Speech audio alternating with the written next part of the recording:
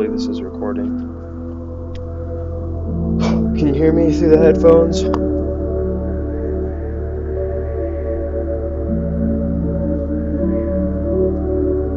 I keep arriving here again and again. But I don't know if I ever truly arrive here because I'm just dropped off back here after I try to do something else. I keep thinking that I'm departing or moving on or really going somewhere, really trying something, even though I know I'm in the same place. I know that nothing I've learned and nothing that I've experienced or felt or lived has changed this feeling that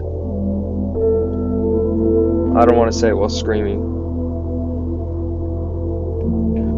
I don't know if it'll be heard anywhere else, any way else. I'm looking for a way out of this, but the truth is the only way is, forward, to start, to advance, and yet it seems to be the hardest thing to do. I feel like there's a gully or a gulch to walk through, a very narrow cave, and I dare not enter it, and so I'm looking for ways around the cave or around the mountain that the cave takes me through. I don't know what's in the mountain. I've been told the mountain's bad and wrong and to stay in the glen with everybody else. And I fear that if I take one step into that cave, I'm going to leave them all and lose them all forever. I'm going to leave them behind. I might bring Charity with me and Nomad, but then I'm cutting them off from the rest of the world as well. And maybe I say that I'm scared for them. Maybe I know that this is just all happening within me and that no matter what I do, they'll always be able to find each other and those around them. Maybe I'm really just scared for myself.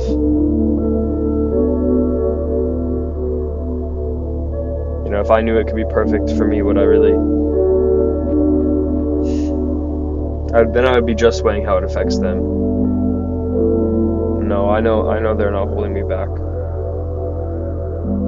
I know nothing's holding me back. Nothing's stopping me from entering that place. Nothing's stopping me from singing. Just get on camera and sing. Just sing your song. Sing somebody else's song. Just sing one time. You can sing badly.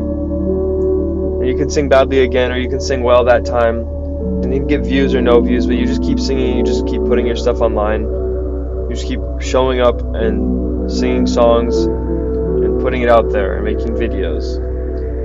And I tried doing that on TikTok and, one takes and just a cappella open air, but I didn't have any life to give at that point. I didn't have anything to bring, and I posted it and it felt silly and sad and weird and like I was trying to prove something, but I was still around and I could still do it.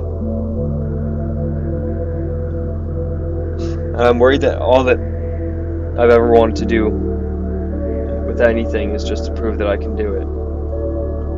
Just to prove that I'm still around, I'm still kicking, I'm still alive somehow. But I'm not alive, I'm not kicking, I'm almost dead, I'm almost crumpled.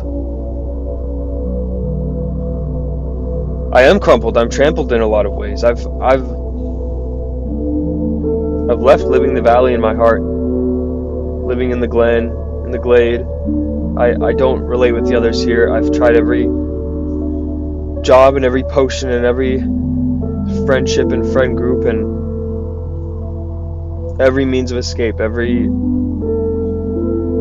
hill I've seen. If I could go around the mountain, if I could chart the mountain, if I could understand what it's for and what the presence is behind it, and is it truly good or evil? And there's no way I'll find out unless I'm on the path. There's no way I'll find out unless I depart, unless I start forward. But that start can only really happen within me, because I can say I'm going to start, and I can write down that I'm going to start, and I can tell somebody else I'm going to start. And I can do things on the outside that say he's really getting started, he's packing his bags. And I've packed my bags so many times and I never leave. And it comes down to it that I either depart or I don't. And I'm feeling that today, that either I depart today or I don't. I either leave this place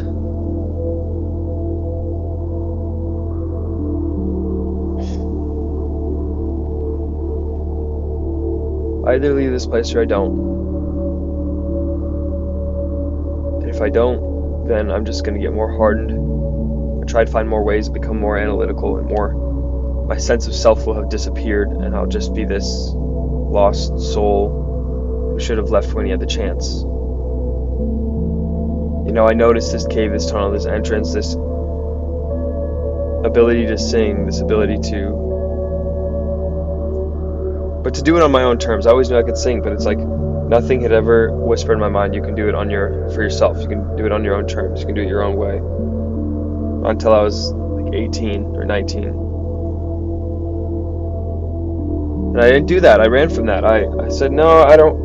That's just self-aggrandizing. I've heard everyone tell me that's bad. That's just throwing my ego around. The end of that is suffering. Why would I want to do that? I have all the wise people in the Bible that tell me that's wrong. That's selfish. It just produces evil in the world. Don't you see all the evil celebrities with their carbon emissions and their $2,000 shoes and their $4,000 handbags and their $200,000 cars? That's so wrong. Do you know what they could do with that? Do you know how much change they could affect? Do you know how many people are starving? And all those people would have to do is just, cast one stone off of their encrusted leather wallet. And I didn't want to be one of the bad people, one of the leeches on society. So I thought, I'll find my place. It's in church. It's singing to the people. And that didn't work because I was just used by somebody else. Told me what to sing, how to sing it, when to stop. And I broke out of that and I said, let's find the people doing free church who are way more open and they just want to have community. That worked for a while, but it didn't ask me to really sing much. It just was a good place to be and a good place to help some people, and that was nice. And I moved to Minneapolis just to be around that and to be where the people were and help the kids and all the good things, all the altruistic things I could muster.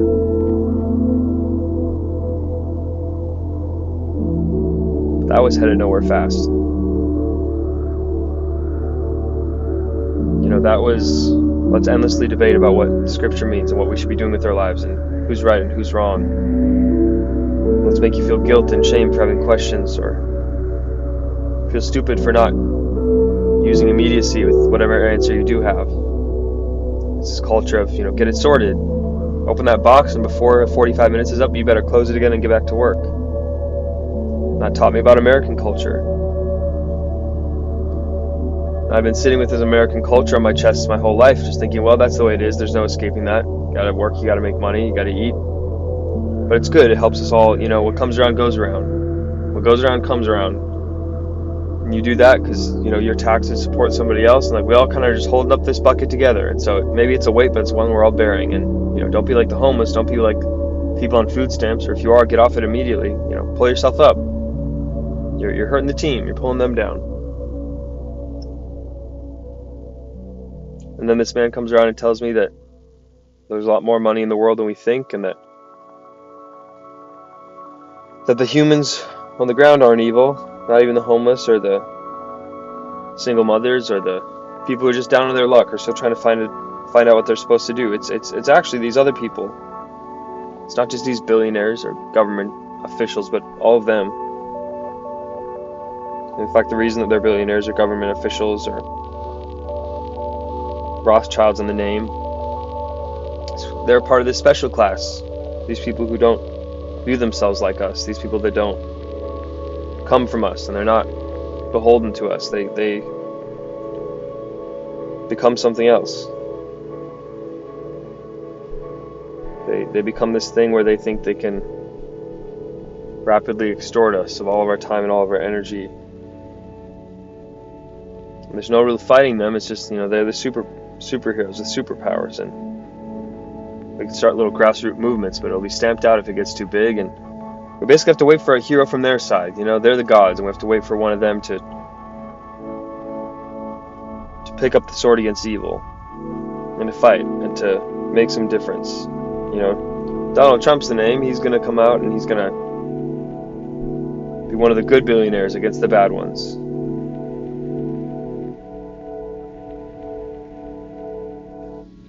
And Kanye West, for that matter, at the time, he was a billionaire and he had a media empire and a corporate empire soon to follow. He just needed to stay in line. He could do his out-of-line thing, but he needed to stay in line to keep it. And he stepped across that line. And he lost it. And in that moment, I lost all hope that you could act good without being charged as evil and stripped away of all the things you own. Have your character stripped.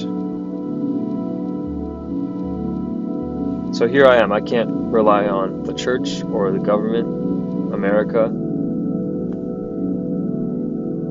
the structure or the people, because all the small people, all the country folk, even country club owners and people who just want their boats or their nice car, their gym memberships, none of them are even really part of all this. They don't want anything different. They're not going to rise up and fight. They're happy with what they have, or they're happy trying to get what they want. And so nobody's on my side. Everybody wants things the way they are. People at the top that are taking the wealth and the resources and the energy, and the people that are at the bottom, they're happy to give it in exchange for, we say goods and services, or bread and circuses, or it's Democrats and conservatives.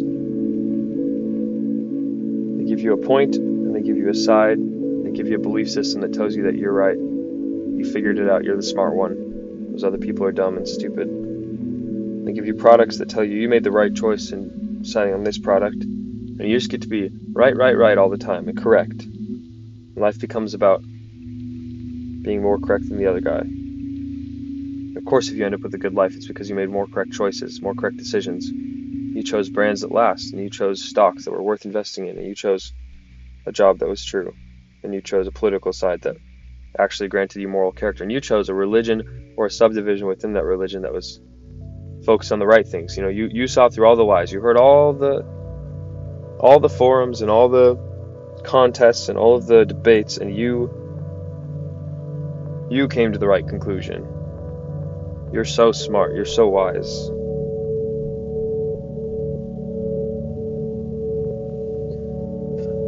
So then I became a fool. I moved to California, no job. I lived out of a van with my wife. And I loved it. I wasn't ashamed that I loved it. And I worked for the Uber and Instacart and DoorDash of the world, and the lowest jobs. I was a plebe. But I didn't really care because there wasn't much to do. There wasn't much I could do. I could maybe just focus on me and liking myself for a while. I did that until I started having interests and started having desires. Designs came to me, and they're not yet music, but images for what things could be, images for how great society could be, my life, what I could design, what I could put out there, what I could bring to the world, what I could fix, what I could change, what I could inspire, what I could even just say about all this. I started getting these images, and the more that I would relax or get drunk or get high or, waste my time just to feel the sand running through my hands, the more I did that, the more I could receive these images and could receive these impressions and receive this just faith that, I think something's out there working it all out. I'm just going to allow for that. I'm just going to be one with that, whatever that is. That's God to me, the great fixer of all this, of the storms of my life. And I found him. I found who he was. It wasn't who I expected. He wasn't saying, you're right. He was saying, maybe, perhaps, you should look into that. Are you sure? Do you really want that? Do you really want that? He was the ultimate foil for all of my progression. So then my progress became regress, and I realized I have to become like a child. And I came back here. My wife and I conceived, and we had a child. And all the while, I'm trying to create a life in my mind that could be suitable for a child, for a child in myself, and the child in my arms, and the child in charity. and the child in the world. And I created a life in my head. I created a world. I created a system and a government and a series of gardens and homes and a picture where I could go to. And I would imagine on top of this world, that one. If instead of in a loud restaurant or in the basement of my friend's home making music, I pictured the verandas and the terraces and the buildings I would build, the community I would feel, the loss of all of the stress that I would have experienced in that space, with these same friends, with the same food, with the same elements, the purity and the sound, the music, if it just resounded off these circular walls, the peace I'd feel in the garden. And I started to look at life, and in the world, only nature is the way things should be. All the human things have to change. All the human garbage has to be different. It all needs restructuring. It all needs repurposing. It all needs condensing and refining and defining. It all needs to be fixed. It all needs to be built from the ground up. And it's not to say to change it you have to destroy things. You just have to inspire people to build new things, to leave the old things behind, the things that aren't working, the things that hurt and cause fear and that aren't creative and that aren't childlike. And you can't be a child around. And if I ever were to pledge myself to a city or a government or to a god, to a country, it would have to be that one. I can no longer find myself in this world. And then I got on a kick of just sitting and watching and waiting for the other people to do it. I was going to take care of my son and my wife, not necessarily provide a home. I don't want one of those. Not necessarily take a job. I don't want one of those. I don't want to be an ant in your system.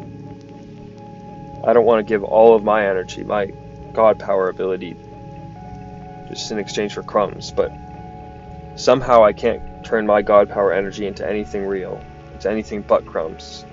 That's the most I could get for it.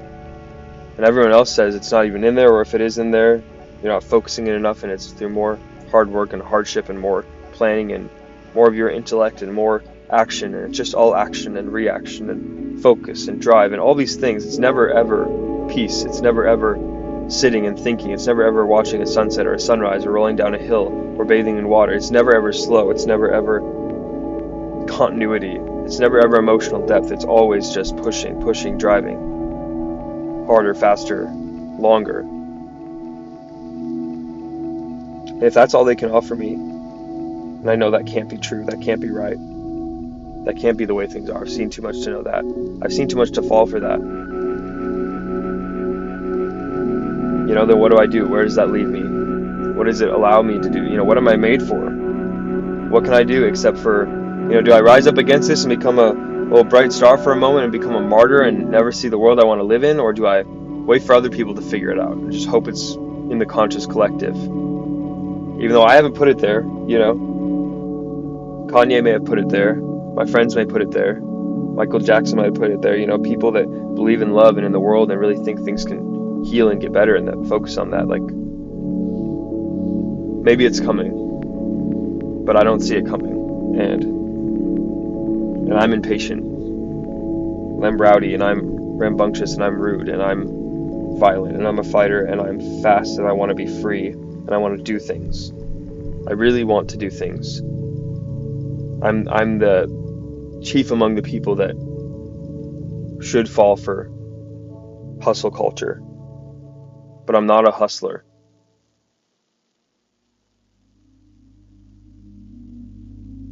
I may be violent, I may be quick, I may be movement oriented, but I'm not a hustler. I don't want to swindle people. I don't want to fast talk them. I don't want to smooch. I don't want to create a product that has no meaning just to get, then the money has no meaning, then the house has no meaning, then the car has no meaning, then the life has no meaning. The logo on the hat has no meaning. The empire and the boat and the trips, it has no meaning. The money is just energy. I learned that from a friend. And if the energy comes when I release bad energy into the universe, then that energy that's with me is bad. And I know it's dumb to call things good and bad because those don't really exist, but if it wasn't pure energy coming from me, then it's not pure energy coming to me. And I want to know how to make pure energy come to me. I'll accept money, I'll accept cash or free for my work. I'll accept handshakes and help and friends and opportunities and peace. I'll accept the good energy that comes to me. But right now I need to know how to make my energy actually move forward, actually work in this time, in this life, with the goals, the things that I want to do, that I have to do, that I can't stop and feel but doing. And that's why the scariest place is right here, just standing right in front of the cave, right in front of that entrance. In 2020 I saw the vision. I saw the hill with a carved path in it. It's these stairs that go up and they disappear towards the top. I know it's this half-rounded staircase, and you're walking up these steps, but if I descend down, if I step down into the cave or to the other side of the hill, if this is twilight on the life I've known,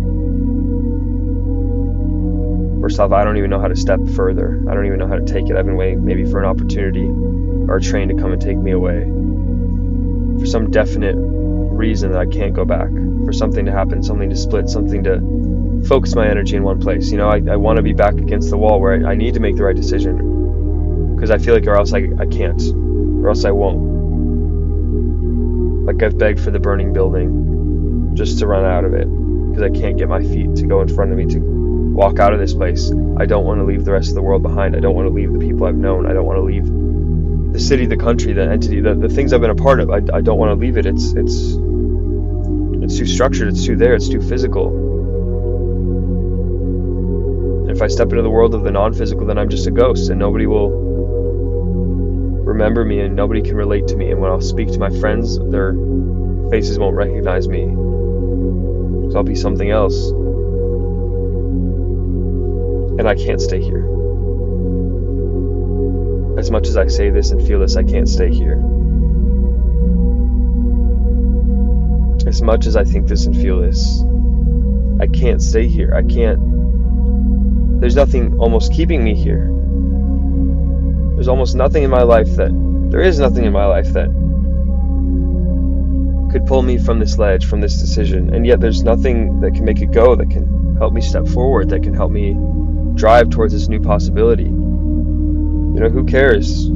This life is already kind of a dead end this way anyways, because all the things I want and all the things I wanted to dig down into and embed myself in, like I can't fall for a lie, and I've seen that it's all lies, and I don't think that leaving the world is the truth. I just need to leave this one. I just need to leave this state of reality, this film. There can be two documentaries about the same thing, and this position is one that's untenable. It's not what's actually going on. It's this dream that everybody around me is dreaming. And I'm afraid to wake up. I have woken up. I'm afraid to act like I woke up, to live out like I woke up. I'm playing dead. I'm playing asleep. I'm pretending to be asleep while my parents are fighting in the other room. I'm scared that if they notice me, I'll be wrong for having woken up, for having witnessed what I saw, for having the doubts and the fears that I have now, for knowing too much and being too little to do anything about it. Now I know too much and I'm too small to do anything. I'd love to say in this analogy that the little boy grew up and he understood now how to get something more from life, or to see around the bend, or to come to a conclusion faster, Trust men, trust women, don't trust men, don't trust women. I wish it had taught me something, but I'm still just there. I still don't know what to do with what I've seen, what I've found. I still don't know what the point in is. I don't know what the point of me waking up is. I am not able to do anything about it. I don't know what the point of my father leaving is. And I can be glad it happened, and glad that life continued and I made on without him, and I can like what I have now, but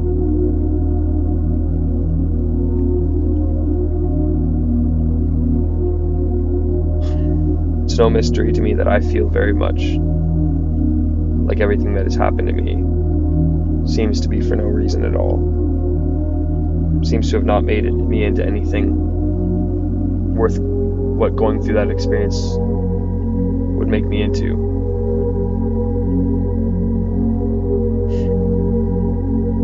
I just feel weaker for having gone through it. I feel weaker for having woken up or seen any of the light, for coming to these conclusions, for knowing that these systems exist. Maybe this is the great humbling, but I expected to have gray hair by the time I learned all this, and I just exist in a weird world where with a phone I can see all of the lands that were surveyed, and all the histories that were ever written, and all of the philosophies that were ever contemplated. My generation thinks it's normal. We debate them like cockfights. You know, we'll let people have debates about political ideologies that took decades to form. We'll treat them like rolling dice and calling it, as we all unanimously break down every system into failure that's ever come or gone on the face of the planet, and as we stand above every other human society and sneer that we're the ones that made it out, we're the better ones, we can look back on it all, and we can pick it apart to bones, and we can challenge every way of thinking until there's nothing left.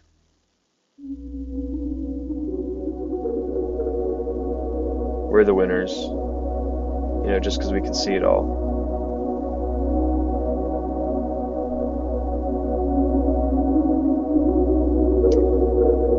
I mean, seeing it all is great, but it gets you nothing if you can't do anything about it. And if the mechanism of seeing it all is the same mechanism that makes it so you can't do anything about it, then that mechanism's got to fail. There must be progress with action. There must be unity within yourself, within your feeling.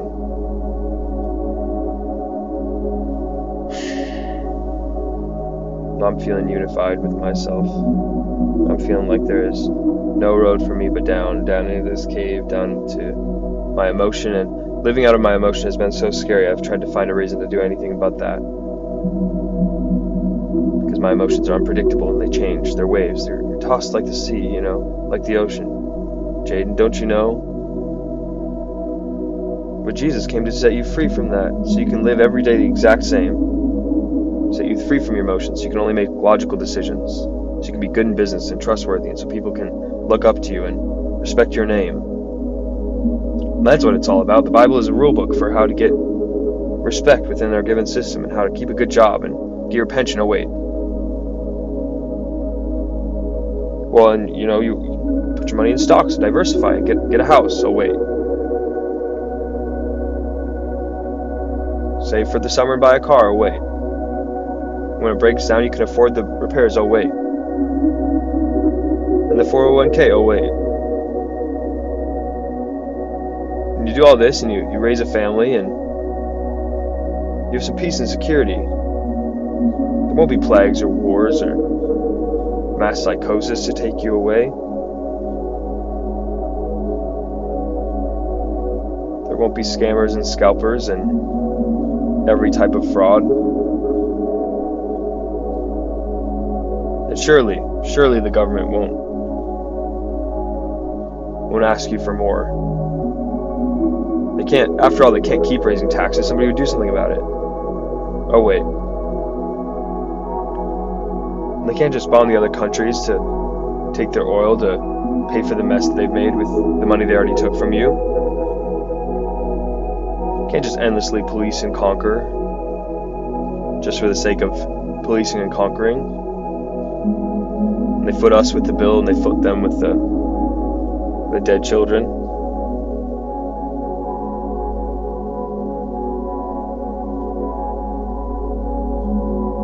This can't possibly be the way that the Bible says to live. And I'm not even sure that the way that the Bible says to live is correct. I don't know if it's correct or just correct for our society. there's some truth. There's truth everywhere, but there's truth in that. There's truth in all of the holy books. There's truth in anything that anybody saw truth in. If you see that truth and you read that truth and you come to the conclusion that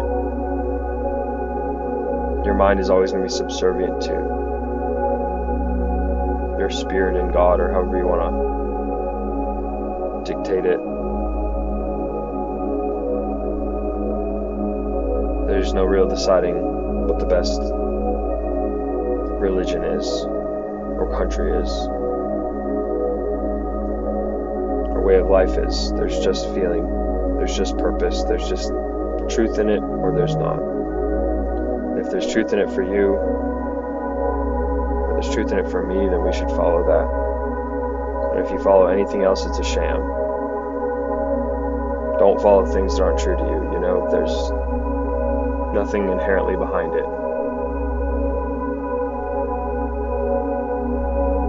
They taught us to blindly follow. We follow them into the grave, in the same ditch that they were in. I'm not saying to live blinded by your emotions, but live in tune to them, in tune to the proportion of your feeling, and don't deaden that feeling, so you may never get it back.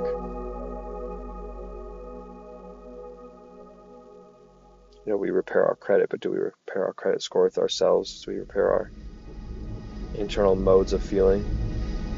Will I ever get back to feeling like a child? Will I ever get back to feeling what I felt right after my parents got a divorce, right after my dad left the house for the first night, right after I stayed on couches and in attics and in bedrooms and on buses and in different countries?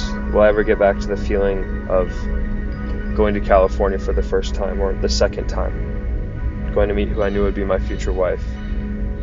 Will I ever get back to the feeling that my life is a sequence of experiences that I'm actually having? Or will there be this profound derealization in the fact that all of it seems to have no way, no path forward? I was just a container, and things just happened to me, and I just contained and added to experiences that happened to me, and I just made do. And up till now, I've been somebody who just made do with whatever happened, and whatever they were allowed to see or experience was the best, and whatever dark things and terrible things came with it, I was also a party to. And I was just tossed like the wind, like they said I wouldn't be if I followed the Bible. The real tossing of the wind comes when you give your opinion to someone else, when you give what matters to you to somebody else, to dictate, to tell you, to inform you of your own self, your own purpose, your own soul. How dare anyone stand in your way and tell you that you aren't God? How dare they look into your life and prescribe the same ibuprofen they prescribed to the last patient, knowing they're not all the same?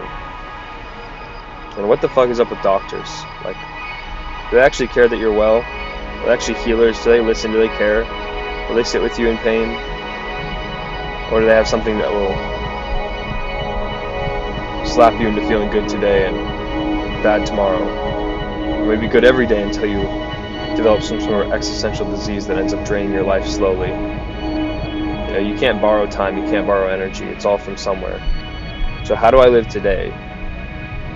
How do I live right now in my purpose? How do I not borrow energy from another day? How do I live with today's energy, today's emotion? How do I host today's emotion? That thing that keeps telling me to go into the cave, what does that even look like? Do I have to leave for a night? Do I have to sleep on the streets to find it, to feel it? Or do I just have to become selfish and post on Instagram every day and make these weird outfits and strange drawings and songs that nobody listens to? Or does it not matter? Is it just a human that kicks and screams until they make it out of the cell that's holding them? And is it not about what the kicking or the screaming looks like, but it's about the action of getting out? Maybe that's it. Maybe this is a small kick. Me yelling in my car in my headphones to an audience that doesn't exist. Maybe this is the smallest kick I can do, but maybe it's one inkling of an inch of a step forward. My biggest fear is that it's not. My biggest fear is that nothing that I've done has been a step towards my destiny, towards my purpose, towards my goal. And that life of feeling and that life of success and that life of adventure and that life of living is far from me. then I'll stay content with my images in my head and in my sketchbook and on my pages and in my screenshots and in my library and in my conversation with friends. I'm so scared that everything in me will stay as ineffectual and inevident as the wind. That I'll never truly blow over into my own personal identity, reality, my life. That I won't become the thing that I'm made to be.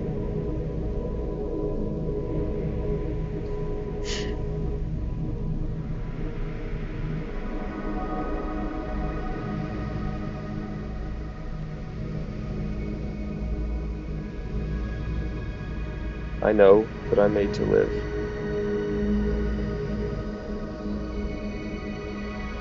And I know what living feels like. And this is not it.